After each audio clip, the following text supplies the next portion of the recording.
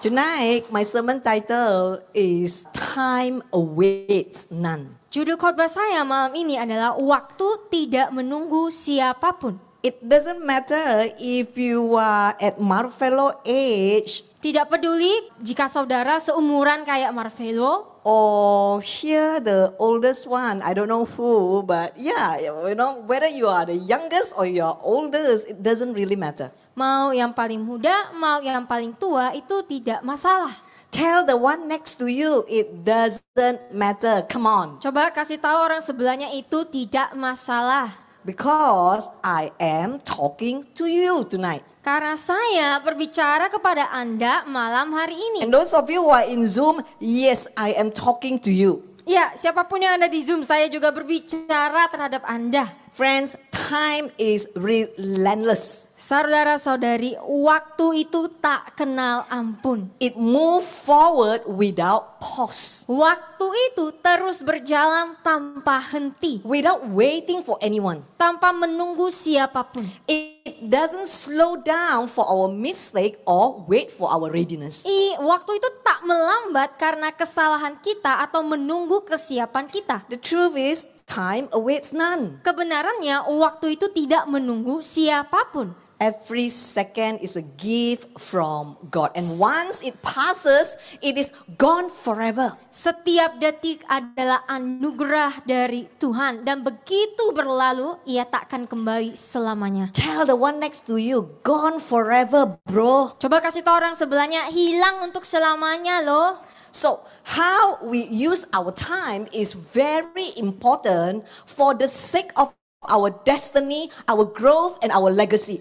Jadi cara kita menggunakan waktu kita itu sangat penting bagi akhir tujuan hidup kita, pertumbuhan kita, dan warisan kehidupan kita. Do you know one of the most remarkable things about time is the only thing that is truly fair in the whole world. Ya, saudara-saudara harus tahu bahwa salah satu hal yang paling menakjubkan tentang waktu adalah bahwa waktu adalah satu-satunya hal yang benar-benar adil. Whether you are rich or poor, young or old, everyone is given the same 24 hours a day, nothing more, nothing less, irregardless of your position status. Baik Anda itu tua maupun Anda itu muda, kita semua memiliki 24 jam.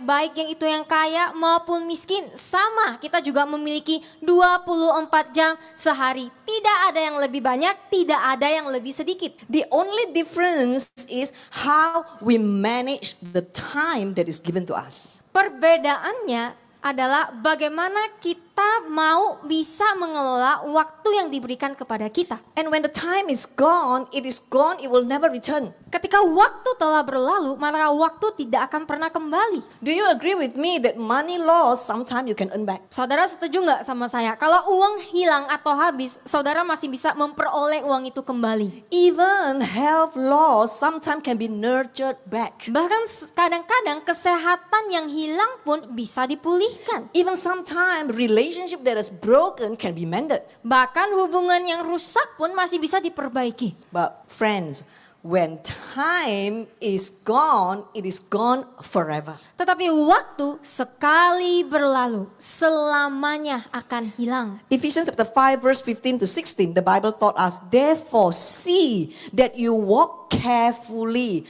How carefully we should walk, living life with honor, purpose and courage, shunning those who tolerate and enable evil, not as the unwise, but as wise. What is the wise? Who are the wise? Sensible, intelligent, discerning people, making the very most of your time on earth, recognizing and taking advantage of each opportunity. Sing it with wisdom and diligence because the days are filled with evil. Efesus 5 ayat 15 sampai 16 berkata, oleh karena itu berusahalah untuk hidup dengan hati-hati. Bagaimana sih hidup dengan hati-hati itu?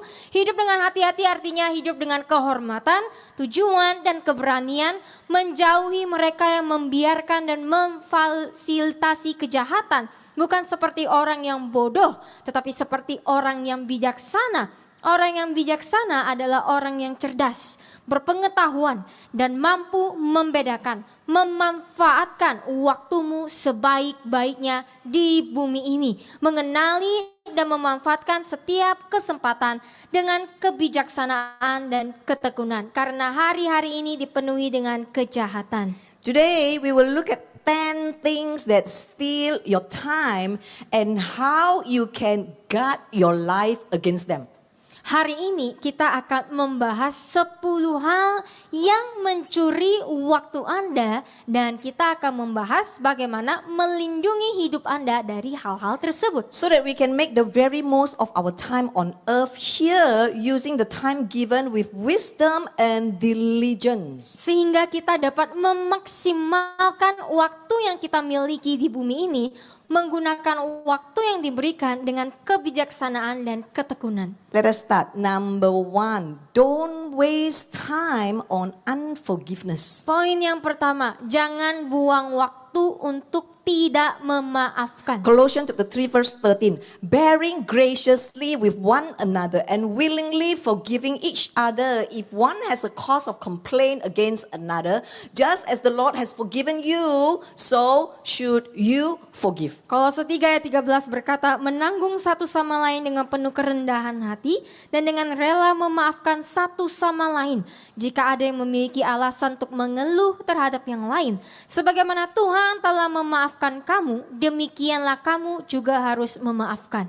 When you hold on to bitterness, it's like carrying a heavy backpack wherever you go. Ketika Anda memegang kekecewaan, itu seperti membawa ransel berat kemanapun Anda pergi. I don't know about Indonesia, but in Singapore, the kids, primary 3, their bags is full of, as if like, they're carrying gold bar to school. Ya, saya tidak tahu di Indonesia, tapi di Singapura anak-anak SD tasnya itu saking besarnya, itu kayak isinya isi emas di dalam. The primary school students, they have to latch their luggage like those cabin size luggage. Bahkan ada beberapa anak sekolah itu harus bawa tas seperti kayak bawa koper ke sekolah. It weighs you down and slow you from running your race well. Itu membuat anak-anak tersebut ya, jalan dan larinya itu melambat. Forgiveness frees you. Tetapi pengampunan akan membebaskan saudara. It is a gift that you give to your own self. Itu adalah hadiah yang Anda bisa berikan pada diri Anda sendiri. So that you can live light and right with God. Sehingga Anda bisa hidup ringan dan benar di hadapan Tuhan. And you can free yourself from bitterness and bondages. Dan saudara bisa bebas dari kepahitan. So tell the one next to you, forgive, okay? Jadi kasih tahu di sebelah saudara, mengampuni ya. Let us continue. Number 2, don't waste time trying to please everyone. Poin nomor 2, jangan buang waktu mencoba menyenangkan semua orang. Galatians chapter 1 verse 10. Am I now trying to win the favor and approval of man or of God? Or am I seeking to please someone? If I was still trying to be popular with man, I would not be a bond servant of Christ. Galatia pasal 1 ayat 10 berkata, apakah aku sekarang berusaha untuk mendapatkan kemurahan dan persetujuan manusia atau Tuhan? Atau apakah aku berusaha untuk menyenangkan manusia? Jika aku masih berusaha untuk menyenangkan manusia, aku tidak akan menjadi hamba Kristus. Friends, people pleasing is a trap that robs you of your peace and purpose. Saudara-saudari, menyenangkan orang lain adalah jebakan yang merampas kedamaian dan tujuan hidupmu. You cannot live for everyone's approval. Kita tidak bisa hidup hanya untuk mendapatkan persetujuan dari semua orang. It is exhausting and it is impossible. Itu sangat melelahkan dan mustahil. God approval is the only thing that truly matters. Persetujuan Tuhanlah yang paling penting. And when you seek His approval, you can walk confidently, no matter who likes you or who does not like you. Dan ketika Anda mencari persetujuan Tuhan. Anda tidak akan peduli dan Anda akan berjalan dengan kepercayaan diri, tidak peduli siapa yang menyukai atau membenci Anda. Do you know even Jesus, the Son of God, was not liked by all? Bahkan Yesus anak Tuhan tidak disukai oleh semua orang. The Bible tells us that he was rejected, misunderstood, and opposed by many during his earthly mission.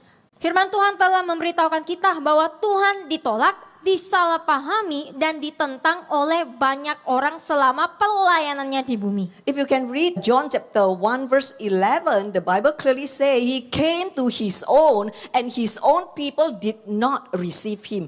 Jesus never compromised his mission to gain popularity. Kalau saudara baca di Yohanes 1 ayat 11, firman Tuhan berkata, Tuhan datang ke tengah-tengah umatnya sendiri, tetapi umatnya sendiri tidak menerimanya.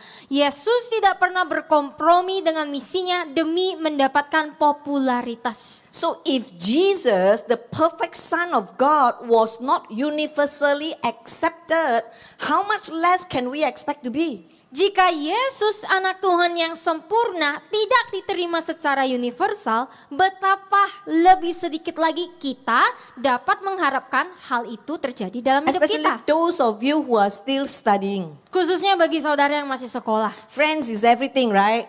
Teman itu segalanya kan? Yes or no? So tonight you need to pay attention also, okay? Seeking God's approval means being willing to stand firm. Mencari persetujuan Tuhan berarti bersedia untuk berdiri teguh.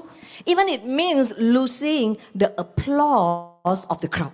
Bahkan jika itu berarti kehilangan pujian dan kerumunan. Because when you stop trying to please everyone, you gain freedom to walk confidently in your God-given purpose. Karena jika Anda tidak mau menyenangkan semua orang, maka Anda akan mendapatkan tujuan yang diberikan Tuhan kepada Anda. You know, as a pastor, I have also seen people who talk very sweet, who act outwardly very humble, but whose motives are actually rooted in wanting to please others just to be accepted. Ya, saya sebagai seorang pendeta, saya itu pernah melihat orang-orang yang berbicara dengan manis, yang tampak rendah hati di luar, tetapi motif di hatinya sebenarnya mereka ingin menyenangkan orang lain hanya untuk diterima. Do you know people begin to distance themselves instead? Jadi akhirnya orang-orang yang tahu ini akan menjauhi orang-orang seperti ini. Instead of gaining favor, they ended up being avoided. Daripada mendapatkan kemurahan Tuhan, orang-orang seperti ini justru dijauhi oleh banyak orang. Because there's something in their approach that is not authentic that people can see. Karena cara mendekatinya itu dengan pura-pura yang orang bisa lihat. What they don't realize is that people they are trying to please, especially those who are in authority or leadership, can often see right through them. Yang kadang mereka tidak bisa pahami adalah kadang mereka itu mau menyenangkan orang-orang, khususnya orang-orang yang punya otoritas, tetapi mereka kira orang itu tidak bisa melihat. Friends, pretending may gain you attention, but it will never help you to gain respect at all time. Saudara-saudari yang terkasih, berpura-pura mungkin saudara bisa mendapatkan perhatian, tetapi berpura-pura tidak akan memberikan saudara hormat.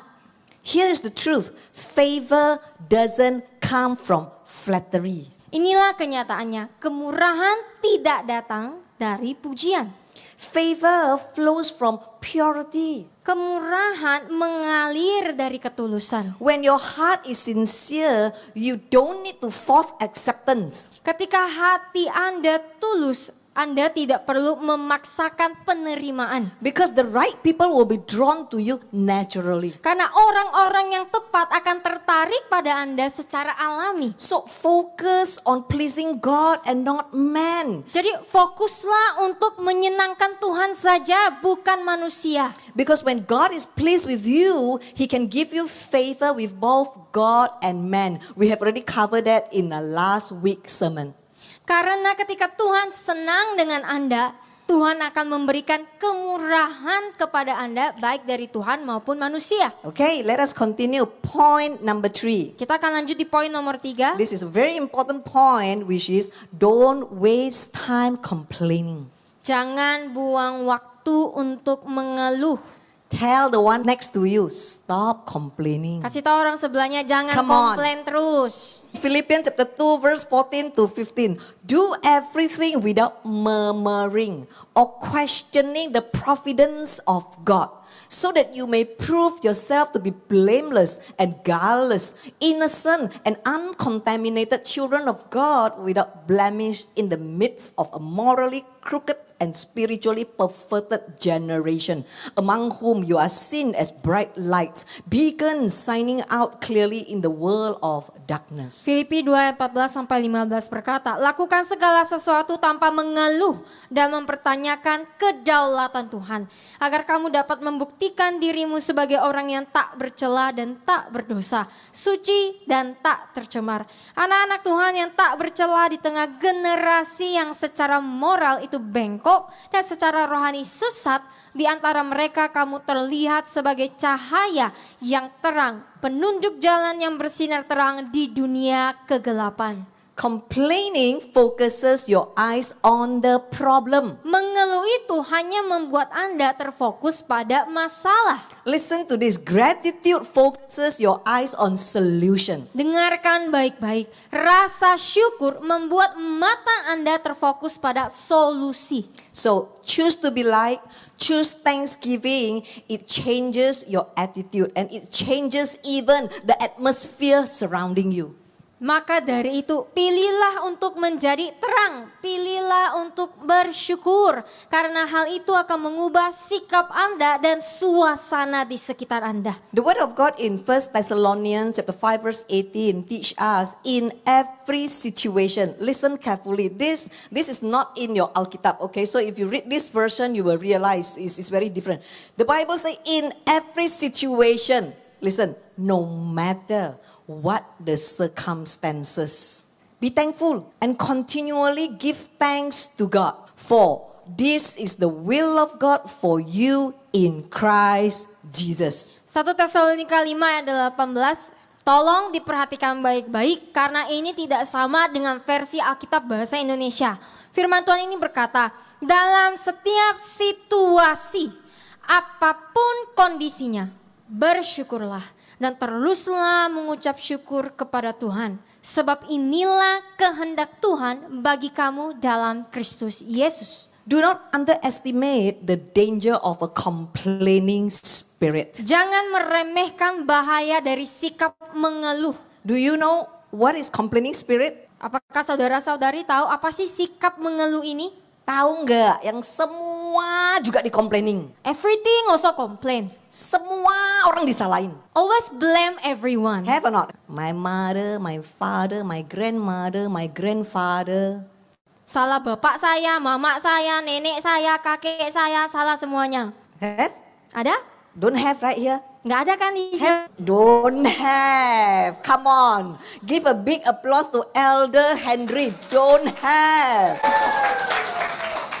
One of the main reasons the Israelites wandered in the wilderness for 40 years and never entered promised land was not because of murder, theft, or idolatry, but because of murmuring, grumbling, complaining, and fault finding. Saudara-saudari, apakah saudara tahu salah satu alasan utama mengapa bangsa Israel mengembara di padang gurun selama 40 tahun dan tidak pernah masuk ke tanah perjanjian bukan karena pembunuhan, bukan karena pencurian, bukan karena penyembahan berhala, tetapi karena sikap menggerutu, sikap mengeluh, dan sikap suka mencari-cari kesalahan. Let us take a look in Numbers chapter 14 verse 27 to 30. How long shall I put up with this evil congregation who murmur in discontent against me? I have heard the complaints of the Israelites which they are making against me. Say to them, as I live, says the Lord, just what you have spoken in my hearing, I will most certainly do to you. Kita akan lihat di Bilangan 14 ayat 27 sampai 30. Berapa lama lagi aku menanggung jemaat yang jahat ini yang menggerutu dengan ketidakpuasan terhadap aku. Aku telah mendengar keluhan orang Israel yang mereka ajukan terhadapku.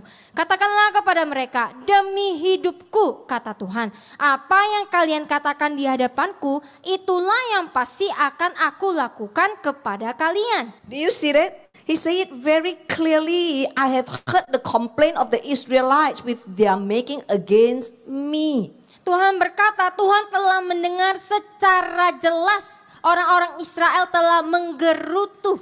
And he promised us, he said that as long as I live, just what you have spoken in my hearing, I will most certainly do unto you. Dan firman Tuhan dengan jelas berkata, demi hidup Tuhan, kata Tuhan, apa yang kalian katakan di hadapanku, itulah yang pasti aku akan lakukan kepada kalian. You know what does that mean?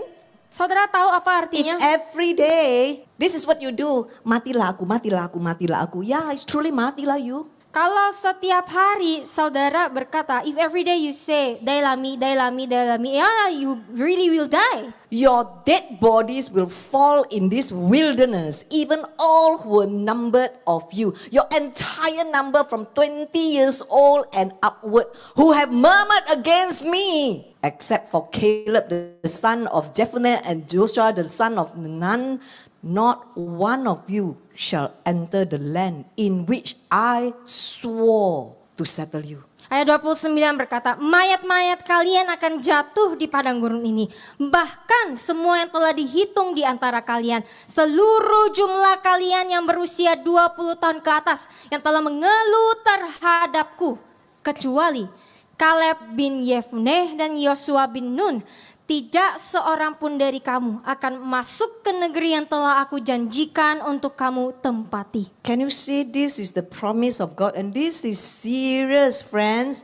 Jangan main-main. Ya, saudara-saudari, apakah saudari bisa melihat bahwa ini adalah janji Tuhan dan ini serius? I have often seen, especially in Indonesia, tiap hari, aduh matilah aku, uang nggak cukup, aduh matilah aku, uang nggak cukup, uang nggak cukup, uang nggak cukup. Tiap hari ributnya uang nggak cukup. Yeah, I have seen a lot of Indonesian will say, "Dai lami, money not enough, everything also not enough, dai lah." Every day you complain uang nggak cukup, right? Setiap hari komplain uang nggak cukup kan? So what is going to happen? Jadi apa yang akan terjadi? Ayo, give me some response. See, give a big applause to Cik Tuti. Yang nggak cukup lah. So you see, a person who constantly complains, listen, even silently in their heart, block themselves from receiving God's favor and blessing. Seseorang yang terus-menerus mengeluh, dengarkan ini baik-baik, bahkan mengeluh di dalam hati secara diam-diam, menghalangi dirinya sendiri untuk menerima kemurahan dan berkat Tuhan. Because the God that you worship hears every word, including the unspoken one that you speak silently in your heart that you think no one hears. Karena Tuhan yang kita sembah adalah Tuhan yang mendengar setiap kata kita, bahkan yang tidak terucapkan, kata-kata yang saudara ucapkan secara diam di dalam hati saudara. He sees the postures of our hearts and the thoughts that we entertain. Tuhan melihat sikap hati kita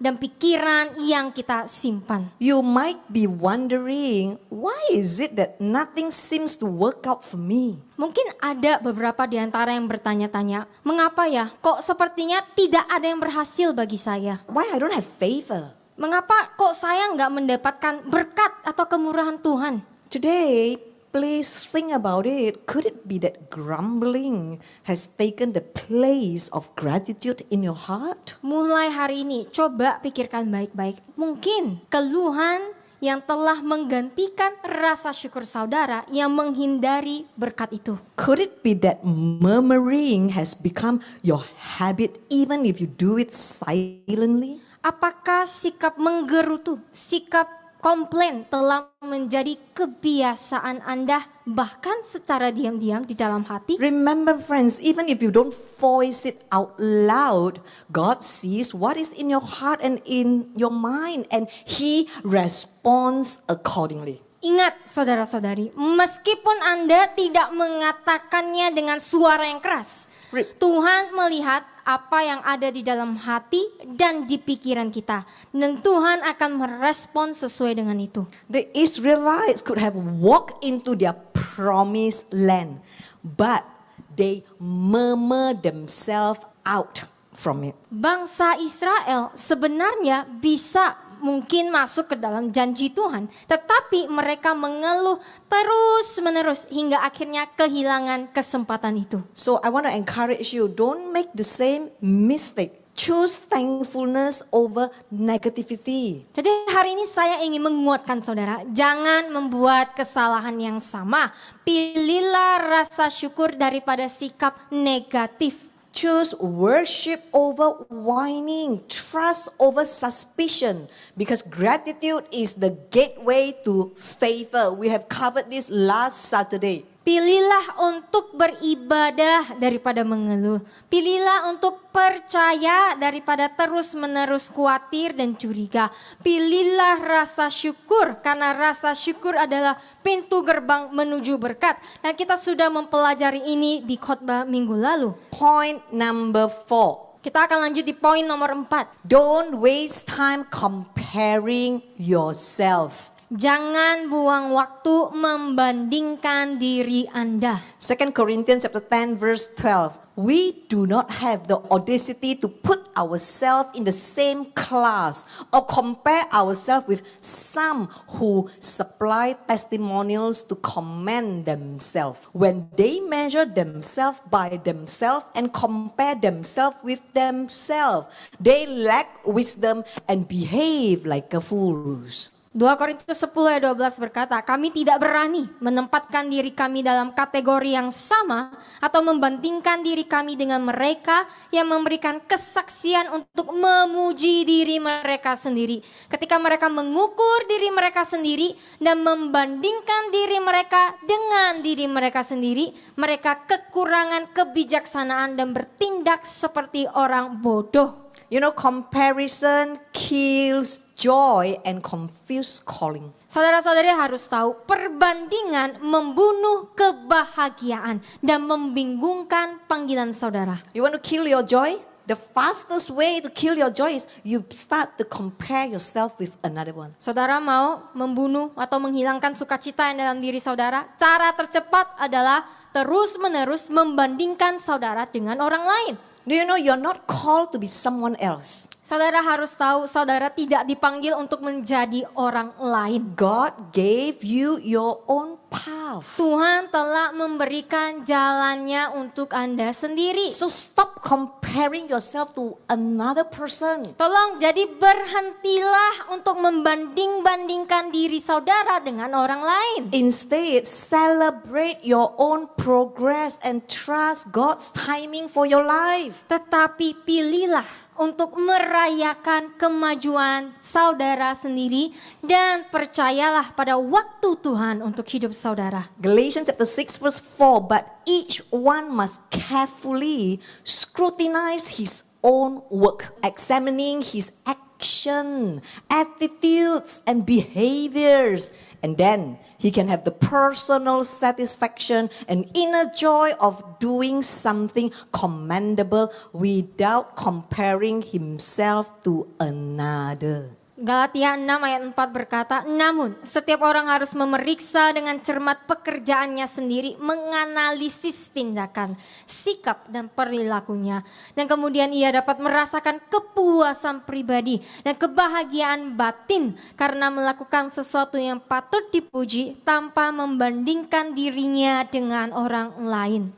Friends, do you know jealousy is like leprosy? Saudara-saudari, apakah saudara tahu iri hati itu seperti kusta? it spreads silently, eating away at your peace, your mind, your joy, and your relationship. Itu menyebar diam-diam, menggerogoti damai sejahtera saudara, mengambil pikiran saudara, sukacita saudara, bahkan hubungan saudara dengan Tuhan. Because jealousy doesn't just wound others, but it corrodes you from within. Karena iri hati itu bukan hanya melukai orang lain, tetapi juga merusak diri saudara dari dalam. Do you know the greatest tragedy is this? Most people who are gripped by jealousy, they don't even realize how deeply diseased they've become spiritually, emotionally, and relationally. Yang menyedihkan adalah gini saudara-saudari, kebanyakan orang yang dikuasai oleh iri hati bahkan tidak sadar betapa parahnya penyakit itu secara rohani, secara emosional, dan secara relational. And they continue to get jealous and they continue to damage themselves, to damage the relationship to the point that is beyond repair. Dan mereka terus-menerus memilih untuk iri hati sampai di titik di mana iri hati itu merusak emosional mereka, merusak hubungan mereka, sampai kerusakan yang tidak dapat dipulihkan. You begin to compare your life with someone else. Anda mulai membandingkan hidup Anda dengan hidup orang lain. And their blessing become your bitterness. Berkat mereka menjadi kepahitan bagi saudara. Their joy become your frustration. Kebahagiaan mereka menjadi frustasi bagi Anda. And their promotion feels like your rejection. Dan promosi mereka itu terasa seperti penolakan Anda. And very soon, you will find yourself in this position that you are no longer focused on your own path. You are consumed by someone else. Dan setelah itu, saudara tidak lagi fokus pada jalan saudara sendiri, tetapi saudara terobsesi dengan jalan orang lain. The Bible says in Proverbs chapter 14 verse 30, a calm and peaceful and tranquil heart is life and health to the body. But passion and envy are like rottenness to the bone. Alkitab berkata dalam Amsal 14 ayat 30, hati yang tenang, damai dan tentram adalah kehidupan dan kesehatan bagi tubuh.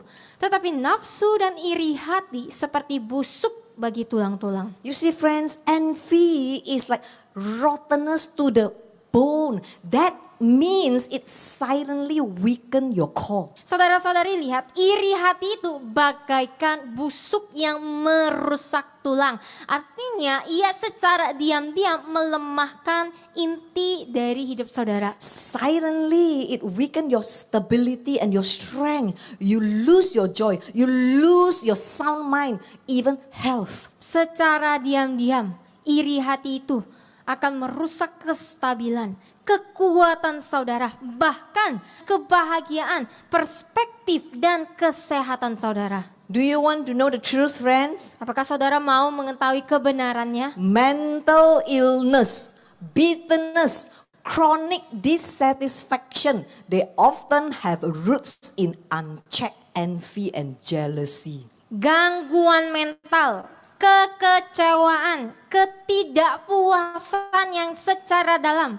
Seringkali akar masalahnya berasal dari hati yang penuh dengan iri hati yang tak terkendalikan. James chapter 3 verse 16. For where jealousy and selfish ambition exist, there is disorder, unrest, rebellion, and every evil thing and morally degrading practice. Yakobus 3:16 berkata, sebab di mana ada iri hati dan ambisi pribadi, di situ ada kekacauan, ketidakstabilan, pemberontakan, dan segala hal yang jahat serta praktik-praktik yang merendahkan moral. James chapter 3 verse 16 reminds us that where jealousy exists, there is disorder and every evil thing. Yakobus 3:16 mengingatkan kita bahwa di mana ada iri hati, di situ ada kekacauan dan segala hal yang jahat. This is very serious, because jealousy opened the door to emotional chaos, relational breakdown. Ini sangat serius saudara, karena iri hati membuka pintu bagi kekacauan emosional, keretakan hubungan, dan bahkan pemberontakan rohani. Friends, let me tell you this. If God blesses someone else, that's proof that He's still in the business of blessing, right? Sekarang saudara-saudari, saya ingin bertanya, kalau Tuhan memutuskan untuk memberkati orang lain, artinya itu menunjukkan bahwa ia masih ada dalam berkatnya Tuhan kan? If God can do it for them, it means God can also do it for you. And if you're patient enough to wait, your turn is coming. Kalau Tuhan bisa memberkati mereka, artinya Tuhan juga bisa memberkati saudara. Yang perlu kita lakukan adalah bersabar sampai waktu kita tiba. But the fastest way to delay your own breakthrough is to waste time resenting God and continue to cover over what others have. Tetapi hal tercepat untuk merusak pemulihan yang datang dari Tuhan adalah selalu beriri hati dan marah kepada Tuhan atas berkat yang Ia berikan kepada orang lain. And you will never step into your own promised land with jealousy and a covetous heart. Dan saudara tidak akan pernah masuk ke dalam tanah perjanjian dengan hati yang iri hati dan hati yang menginginkan milik orang lain. So from today onwards, instead of asking, why not me? Can we start saying, Lord, thank you. I will wait for your perfect timing. Because I know you are working in me too. Jadi mulai hari ini daripada kita marah kepada Tuhan, menyalahkan Tuhan dan bertanya kepada Tuhan, Tuhan mengapa saya tidak diberkati? Hari ini ubah, kita mulai berkata kepada Tuhan, Tuhan terima kasih. Aku akan menunggu waktumu. Let us continue. Point number 5. Don't waste time living in the past. Poin nomor 5, jangan buang waktu hidup di masa lalu. Isaiah chapter 43 verse 18 to 19. Do not remember the former things or ponder the things of the past. Listen carefully. I'm about to do a new things. Now it will spring forth. Will you not be aware of it? I will even put a road in the wilderness, rivers in the desert. Yesaya 43, 18-19 berkata, jangan ingat hal-hal yang telah lalu atau renungkan hal-hal yang telah berlalu. Dengarkanlah dengan seksama. Aku akan melakukan hal yang baru. Sekarang hal itu akan muncul.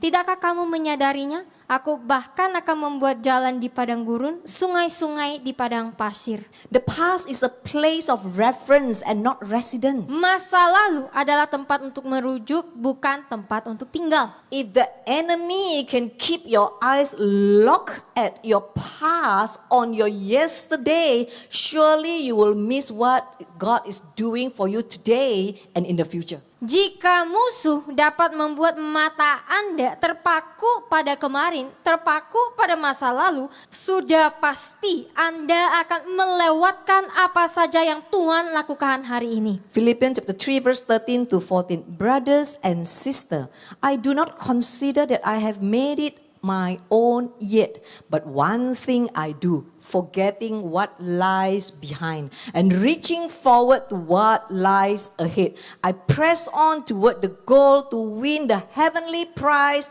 of the upward call of God in Christ Jesus. Filipi 3, 13-14 berkata, saudara-saudari, aku tidak menganggap bahwa aku telah mencapainya. Tetapi satu hal yang aku lakukan, melupakan apa yang ada di belakang dan mengarahkan diri kepada apa yang di depan. Aku terus berjuang menuju tujuan untuk memenangkan hadiah surgawi panggilan Tuhan dalam Kristus Yesus. As a pastor, I often hear people say things like this. Sebagai seorang pendeta, saya sering mendengar orang berkata ini. You know, pastor, because my mother is like this, so that's why I'm like this loh. Pastor tahu nggak? Itu karena mama saya kayak gitu, makanya saya juga kayak gini. Do you know, pastor, because I don't have a good father. I live in a broken home. That's why I turn out this way. Pastor, aku tuh nggak punya bapak yang baik. Keluarga rumah kita hancur, makanya aku bisa kayak begini. Because you know, I came from a broken family. My past was full of pain. That's why I can never change. Pastor, aku itu datang dari keluarga yang hancur. Masa laluku penuh dengan penderitaan, makanya aku nggak bisa berubah. What is the problem in this equation? It is always someone else's fault. There's always a reason to stay broken. There is always an excuse to stay stuck. Masalahnya kita itu selalu melihat kesalahan orang lain. Selalu ada alasan untuk tetap terluka. Selalu ada alasan untuk tetap terjebak. Always blame others. There is always a reason to remain hurt. There is always a reason to remain stuck. Selalu menyalahkan orang lain. Selalu ada alasan untuk tetap terluka. Selalu ada alasan untuk tetap terjebak. But hear me clearly tonight, friends. You are not your past. Tetapi dengarkanlah aku dengan sangat jelas malam ini, saudara-saudari. Come on, tell the one next to you. Bro, you are not your past. Saudara-saudari, saudara bukanlah masa lalumu. The day you gave your life to Jesus, and when you follow Him, you say that you're born again, right? Pada hari Anda menyerahkan hidup Anda kepada Yesus, mengikuti Yesus, saudara berkata, saudara telah dilahirkan kembali, bukan? You say you're born again, you say you're a new creation, why you still keep blaming your mother? Kalau saudara itu sudah lahir baru, sudah menjadi ciptaan baru, mengapa saudara terus menyalahkan mama saudara? When the Bible say that you are new, you are born again, you are a new creation, what does it mean? Ketika firman Tuhan berkata bahwa saudara adalah ciptaan baru, apa sih artinya? It means that you're not patched up, you know. You are not improved version, you know. But you were made new. Kalau saudara yang baru, berarti saudara itu yang baru, bukan hasil dari yang lama dipasang-pasang kembali, bukan. Baru berarti benaran baru. So stop blaming others, stop blaming your parents, your grandparents. Jadi berhentilah untuk menyalahkan orang tua saudara, berhentilah menyalahkan kakek nenek saudara. But start taking ownership of your own future. Tetapi mulailah untuk mengambil tanggung jawab pada masa depan saudara sendiri. Yes, I am not denying your family may have issues. Ya, saya tidak juga menolak bahwa mungkin keluarga saudara itu punya masalah. Your past may have been painful. Ya, masa lalu saudara mungkin sangat menyakitkan. But the moment when you truly say yes to Jesus, tetapi ketika Anda memilih untuk berkata iya kepada Yesus, you follow Him and you obey His word, ketika saudara mengikuti Yesus dan taat kepada Yesus, you receive this new identity, a new destiny and a new nature. Maka saudara akan menerima identitas baru, saudara akan menerima jalan hidup baru, saudara akan menerima sifat baru. You are no longer defined by what was, by what God says you are. Saudara tidak lagi diikat dan didefinisikan oleh apa yang telah terjadi di masa lalu. So if you need to declare tonight, let us all declare this. It is no longer their fault. Jadi kalau saudara mau mendeklarasikan, tolong deklarasikan yang ini. Sudah bukan kesalahan mereka lagi. I take responsibility and I'm pressing forward. I am forgetting what lies behind. I'm reaching for the upward call of God in Christ Jesus. Aku mengambil tanggung jawab. Aku memilih untuk terus maju. Aku melupakan apa yang ada di belakang. Dan aku mengejar panggilan Tuhan yang mulia dalam Kristus Yesus. Let us continue. Point number 6. Don't waste time on fruitless arguments. Kita akan lanjut di poin nomor 6. Jangan buang waktu untuk perdebatan yang tak berguna. This one especially to ibu-ibu. Khususnya for mothers. 2 Timothy chapter 2 verse 23 to 24. But have nothing to do with foolish and ignorant speculation, useless disputes over unedifying, stupid controversies. Since you know that they produce strife and give birth to quarrels, the servant of the Lord must not participate in quarrels, but must be kind to everyone, even tempered, preserving peace, and he must be skilled in teaching, patient, and tolerant when wrong. 2 Timotius 2 ayat 23 sampai 24 berkata, janganlah terlibat dalam perdebatan bodoh dan tidak berdasar, perdebatan yang tidak berguna tentang kontroversi yang tidak membangun dan bodoh, karena kamu tahu bahwa hal itu menimbulkan perselisihan dan melahirkan pertengkaran.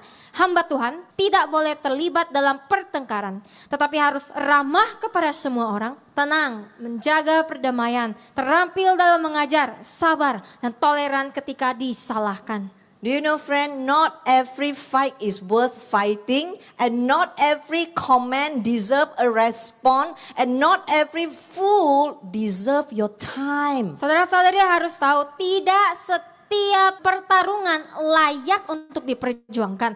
Tidak setiap komentar layak untuk dijawab. Dan tidak setiap orang bodoh layak mendapatkan waktu Anda. Proverbs chapter 26 verse 4, the Bible teaches us, do not answer, nor pretend to agree with the frivolous comment of a close-minded fool according to his folly. Otherwise, even you will be like him. Amsal 26 ayat 4 berkata, jangan menjawab atau berpura-pura setuju dengan komentar-komentar yang tidak bermakna dari seseorang yang berpikiran sempit sesuai dengan kebodohannya. Jika tidak, kamu pun akan menjadi seperti dia. The Bible is clear. Refuse foolish argument and do not answer a fool according to his folly. Alkitab dengan jelas mengatakan, tolaklah argumen yang bodoh dan jangan menjawab orang bodoh sesuai dengan kebodohannya. Do you know why? Because if you continue to argue with a fool, you end up sounding just like them. Apakah saudari-saudari tahu mengapa? Karena ketika Anda berdebat dengan orang bodoh, maka Anda akhirnya terdengar seperti orang bodoh itu. Let me say this practically. Save your strength, save your energy, and save your peace. Biarkan saya katakan ini secara praktis. Simpan tenaga Anda, simpan energi Anda, jaga ketenangan Anda. That's why ibu-ibu especially cut down your talking time on the phone. Makanya untuk ibu-ibu ya, tolong dong kurangin ngomong-ngomongnya lewat telepon. The more you talk, the more you gossip, the more you say something wrong, the more you quarrel. Makin banyak ngomong, akhirnya jatuh ke dalam gosip, jatuh dalam dosa, akhirnya kelahi. I see Indonesia ibu-ibu can talk on the phone for 1 hour to 2 hours. Saya bisa melihat ibu-ibu di Indonesia kalau ngomong di telepon tuh bisa 1 jam sampai 2 jam. Tell the one next to you, stop wasting time. Ngomong di sebelah Anda, jangan buang-buang waktu. Friends, some of you are stressed because of unnecessary people drama. Dan beberapa dari kita mungkin stres karena drama-drama yang gak penting. And you keep arguing with stubborn people. Dan saudara memilih untuk terus berdebat dengan orang-orang yang bebal keras kepala ini. Do you know it's aging you? Apakah saudara tahu itu bisa buat saudara menua loh? All the anti-aging serum in the whole world, your Botox, your filler, your HIFU, everything cannot reverse the damage of constant strife. Semua serum anti penuaan dini, botox lah, filler lah, HIFU lah, itu semua tidak bisa mengembalikan kerusakan akibat konflik yang terjadi terus-menerus. You want to look radiant and young for coming to 53? You want? Saudara mau terlihat muda dan bercahaya di usia 53 tahun ini? Stop fighting with fools. Jangan berdebat dengan orang bodoh. Tell the one next to you, stop fighting with fools. Katakan di sebelahnya, berhentilah berdebat dengan orang bodoh. And yang di samping ya, jawab balik, okay? Jawab balik. Don't talk too long on the phone. And say to the next person to you, jangan ngomong terlalu lama di telepon.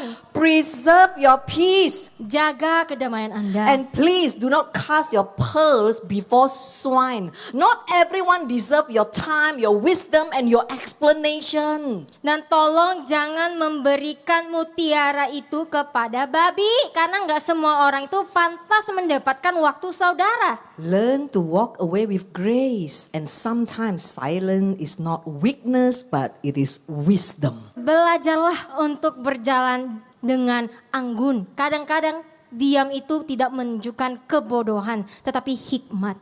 You know, you don't have to win every argument. Saudara harus tahu, saudara tidak perlu menang dalam semua perdebatan. If you are right, God will vindicate you. Kalau saudara benar, maka Tuhan akan membela saudara. So stay focused, stay kind, and stay grounded. Jadi tetap fokus, tetap baik hati, dan tetap rendah hati. Point number 7, don't waste time doing only what feels good. Poin nomor 7, jangan buang waktu hanya untuk melakukan hal-hal yang terasa menyenangkan. Proverbs chapter 13 verse 4, the soul appetite of the lazy person craves and gets nothing. For lethargy overcomes ambition. But the soul appetite of the diligent who works willingly is rich and abundantly supplied. Amsal 13 ayat 4 berkata, jiwa, nafsu orang malas menginginkan sesuatu namun tidak mendapat apa-apa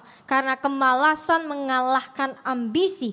Tetapi jiwa nafsu orang rajin yang bekerja dengan sukarela kaya dan terpenuhi dengan melimpah. Comfort zone are prison disguised as a safe place. Zona nyaman adalah penjara yang disamarkan sebagai tempat aman. If you only do what feels good, you stunt your own growth. Jika saudara hanya melakukan hal-hal yang terasa nyaman, saudara menghambat pertumbuhan saudara sendiri. God's call us to maturity, discipline, and pushing through discomfort. Tuhan memanggil kita untuk mencapai kedewasaan, disiplin, dan melewati rasa zona tidak nyaman itu. If you only do what feels good, what is fun, what is comfortable, you'll never grow. Jika saudara hanya melakukan hal-hal yang terasa menyenangkan, yang seru, dan yang nyaman, saudara tidak akan pernah bertumbuh. You will never mature, you will never discover your God-given potential. Maka saudara tidak akan pernah dewasa, saudara tidak akan pernah menemukan potensi yang diberikan Tuhan kepada saudara. Listen to this, because growth is found on the other side of discomfort. Dengarkan ini baik-baik. Pertumbuhan ada di sisi ketidaknyamanan. Grow involve pain. Pertumbuhan melibatkan rasa sakit. I have seen some people, adult, they only want play and enjoy life. Saya telah melihat beberapa orang dewasa. Mereka hanya ingin main dan hidup enak-enak aja.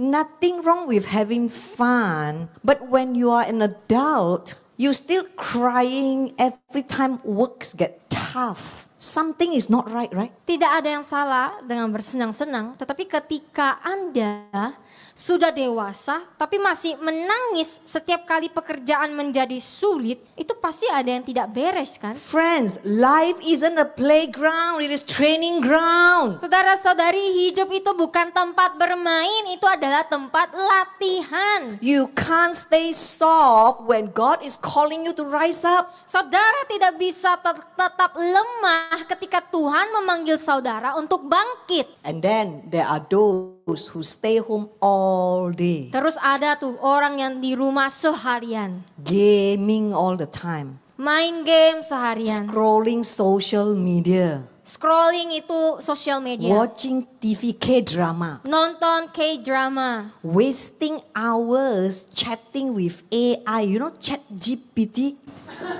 membuang-buang waktu mengobrol dengan AI.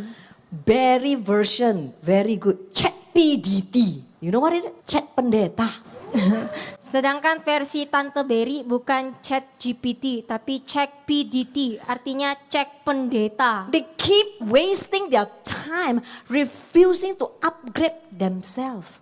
Mereka menolak untuk mengembangkan diri. This includes the ibu-ibu who talk on the phone for 2 hours, okay? Please, okay, you can upgrade yourself mentally, spiritually, emotionally, even physically. Ini termasuk ibu-ibu yang suka ngobrol 2 jam di teleponnya. Tolong hentikan itu, tapi pilihlah untuk mengembangkan diri secara mental, emosional, dan spiritual, bahkan fisik. You know, they continue to waste away their time. No drive, no effort, no discipline, only comfort zone. Mereka lebih memilih untuk membuang waktu yang ada. Tidak ada motivasi, tidak ada usaha, tidak ada disiplin. Hanya ada zona nyaman. Friends, stop wasting your time. Saudara-saudari, tolong berhenti membuang-buang waktu. Because at the end of your life, God will not ask you, hello, how comfortable is your life? Karena pada akhir hidupmu, Tuhan tidak akan menanyakan seberapa nyaman hidupmu. At the end of your life, He will ask you, hello, what you do with what I've give you. Karena pada akhirnya di akhir hidup saudara, Tuhan akan bertanya kepada saudara, di manakah talenta yang telah aku percayakan kepadamu? He will ask you, where's the talent I have entrusted to you? Ya, Tuhan akan bertanya, di mana talenta yang telah aku percayakan kepadamu? So don't be the one who buried it. In Matthew chapter 25 verse 26, the master called the servant wicked and lazy. And this is very strong words because God sees wasted potential as serious neglect. Jadi tolong saudara-saudara, jangan menjadi orang yang mengubur talenta itu. Di dalam Matius 25 ayat 26 berkata, Tuhan menyebut hamba itu jahat dan malas. Dan ini adalah kata-kata yang keras karena Tuhan melihat potensi yang terbuang sebagai kelalaian. 2 Peter chapter 1 verse 5 to 8. In view of all this, make every effort to respond to God's promises. Supplement your faith with a generous provision of moral excellence, and moral excellence with knowledge, and knowledge with self-control, and self-control with patient endurance with godliness, and godliness with brotherly affection, and brotherly affection with love for everyone. The more you grow like this, the more productive and useful you will be in your knowledge of our Lord Jesus Christ. 2 Petrus 1 ayat 5-8 berkata, mengingat semua hal ini, berusahalah dengan segenap tenaga untuk menggenapi janji-janji Tuhan. Perkuat imanmu dengan kebaikan moral yang melimpah, dan kebaikan moral dengan pengetahuan, dan pengetahuan dengan pengendalian diri, dan pengendalian diri dengan ketekunan, dan ketekunan dengan kesalehan, dan kesalehan dengan kasih persaudaraan, dan kasih persaudaraan dengan kasih kepada semua orang. Semakin kamu bertumbuh seperti ini, semakin produktif dan berguna kamu akan menjadi dalam pengenalanmu akan Tuhan Yesus Kristus. Make every effort, build spiritual muscles, push through laziness, and get out from your comfort zone. Berusahalah dengan sekuat tenaga saudara, kembangkanlah kekuatan spiritualmu, atasi kemalasan dengan keluar dari zona nyaman. Work on yourself, not others. Orang Medan ngomongnya mai kepoa. Fokuslah pengembangan diri sendiri, jangan don't become a busybody. Choose discipline over comfort because diligence leads to abundance, but laziness and comfort zone leads to nothing but regret. Pilihlah disiplin daripada kenyamanan, karena ketekunan membawa saudara pada kelimpahan, tetapi kemalasan dan zona nyaman hanya akan membawa penyesalan. Point number 8. Poin nomor 8. Don't waste time worrying or being anxious. Jangan buang waktu untuk khawatir atau cemas. Worrying is like a rocking chair. Kekhawatiran itu seperti kursi goyang. I think I have shared with you many times and in many sermons. So later you can go home and read on your own Matthew chapter 6 verse 25 to 27. Saya rasa saya sering memberikan ayat ini dan mengajarkan tentang ini. Kalau saudara ada waktu, saudara boleh tolong baca sendiri di Matius 6 ayat 25 sampai 27. Do you know what is rocking chair? Apakah saudara tahu seperti apa kursi bergoyang itu? It gives you something to do but gets you nowhere. Kursi bergoyang itu seperti memberikan Anda sesuatu untuk dilakukan tetapi tidak membawa Anda kemana-mana. Do you know God cares deeply about your needs? Apakah saudara tahu bahwa Tuhan sangat peduli dengan kebutuhan saudara? So can you just trust Him? Jadi bisakah saudara percaya kepadanya? Jesus made it very clear, do not be anxious, and that's not suggestion, it is a command. Dan Yesus dengan jelas menegaskan, janganlah khawatir, ini bukan saran, ini adalah perintah. Because anxiety rob you of your joy, peace, sleep, and your health. Karena kekhawatiran akan merampas kebahagiaan, kedamaian, tidur, bahkan kesehatan saudara. And you know you can worry all night, but you won't solve any problem. Dan saudara tahu, saudara bisa khawatir sepanjang malam, tapi itu tidak akan menyelesaikan masalah. It won't pay your bill, it won't heal your body, it won't fix the situation. What it will do is to steal your time and wasted your life. Itu tidak akan membayar tagihan saudara, tidak akan menyembuhkan tubuh saudara, tidak akan memperbaiki situasi saudara. Yang hanya dilakukan adalah mencuri waktu Anda dan membuang-buang hidup saudara. So tonight, let this be your reminder. Stop wasting time and precious sleep over your worries and anxiety. Jadi malam ini, biarlah ini menjadi pengingat bagi kita semua.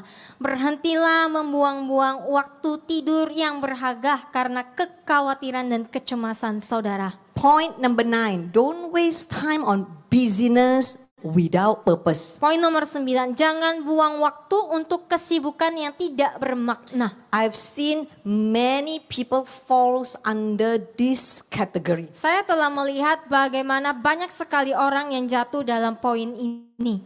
Ecclesiastes chapter 4 verse 6. One handful of rest and patience is better than 2 fists full of labor and chasing after the wind.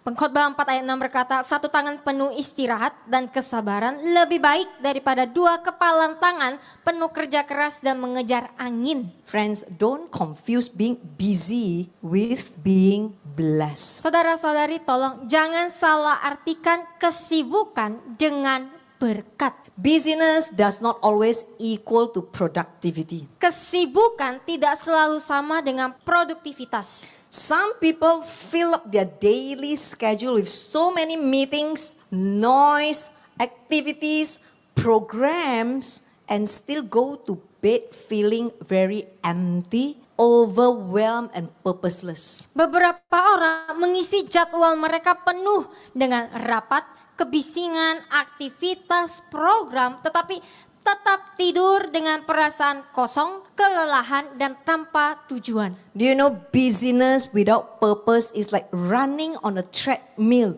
You move fast, you sweat hard, but at the end of the day, you're still in the same place. Saudara tahu, kesibukan tanpa tujuan ibarat berlari di atas treadmill. Anda bergerak cepat, berkeringat dengan keras, tetapi pada akhirnya Anda tetap berada di tempat yang sama. There are people who stay busy just to feel good, feel important. Ada orang-orang yang sibuk supaya hanya merasa penting, merasa enak. These are the kind of people that they crave the spotlight, public figure wannabe. Dan mereka ini, orang-orang seperti ini adalah orang yang mendambakan sorotan, ingin menjadi public figure. So they take on everything, everyone, every problem. Jadi mereka mengambil alih segala hal, segala orang dan segala masalah.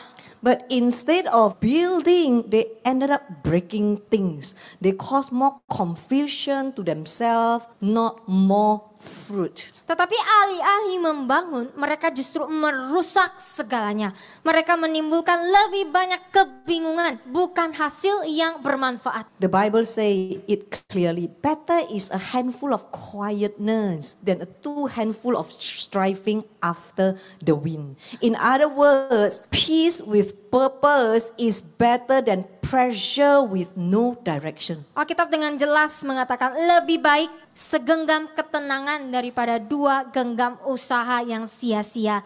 Dengan kata lain, kedamaian yang bermakna lebih baik daripada tekanan tanpa arah. Let us continue point number 10, which is the last one. Never waste time without God. Poin yang terakhir, jangan buang waktu tanpa Tuhan.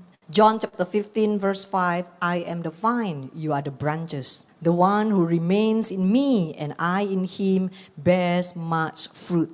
For otherwise, apart from me, that is cut off from vital union with me, you can do nothing. Yohanes 15 ayat 5 berkata, aku adalah pokok anggur, kamu adalah ranting-rantingnya. Barang siapa tinggal di dalam aku dan aku di dalam dia, ia akan menghasilkan buah yang banyak. Sebab jika tidak terpisah dari aku, yaitu terputus dari persatuan yang hidup dengan aku, kamu tidak dapat berbuat apa-apa. Without God, even the busiest life is empty. Bahkan tanpa Tuhan, kehidupan yang paling sibuk pun akan terasa hampa. Friends, time is a gift. Saudara-saudari, waktu adalah hadiah. Don't waste it on unforgiveness, people pleasing, complaining, comparing, living in the past, fruitless arguments, comfort only living, worry, busyness without purpose, or living without God. Saudara-saudari, jangan sia-siakan waktu Anda untuk memendam dendam, untuk menyenangkan orang lain saja, untuk mengeluh, untuk membanding-bandingkan diri, untuk hidup dalam masa lalu, perdebatan yang tak berbuah, hidup hanya untuk kenyamanan, kekhawatiran, kesibukan tanpa tujuan, atau hidup tanpa Tuhan. Psalm 90:12, the Bible teach us, so teach us to number our days, that we may cultivate and bring to you a heart of wisdom. Mazmur 90 ayat 12 berkata, ajarkanlah kami untuk menghitung hari-hari kami, agar kami dapat menumbuhkan dan mempersembahkan kepadamu hati yang bijaksana. I want to encourage you, use your time wisely. Saya ingin menguatkan saudara dan mendorong saudara, gunakan waktu saudara dengan bijak. Live intentionally. Hiduplah dengan penuh intensi yang benar. Redeem your days only for God's glory. Manfaatkan hari-hari Anda hanya untuk memuliakan Tuhan. Because time is a gift, a favor. You don't get to rewind it. Karena waktu adalah anugerah, waktu adalah kemurahan. Saudara tidak bisa berbalik pada waktu yang telah hilang. But you do get to redeem it. Tetapi saudara bisa memanfaatkan waktu tersebut. So don't waste another moment. Jadi jangan sia-siakan setiap momen itu. Will you decide today to live wisely? Apakah saudara mau memutuskan hari ini untuk hidup dengan bijak? To walk purposefully. Untuk berjalan dengan penuh tujuan.